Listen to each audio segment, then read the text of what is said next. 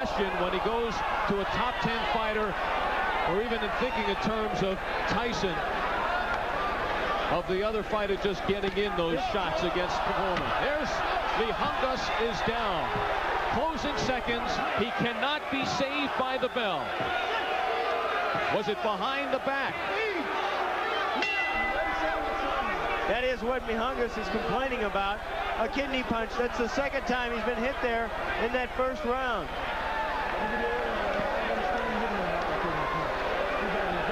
Referee Brian Gary visiting the corner of Džordž Formen, telling him to watch those kidney punches.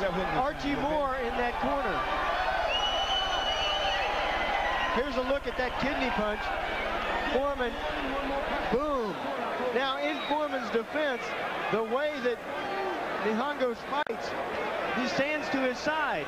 See how Mihangos, he's standing to the side. His feet are not parallel to, or they are parallel to Formen's.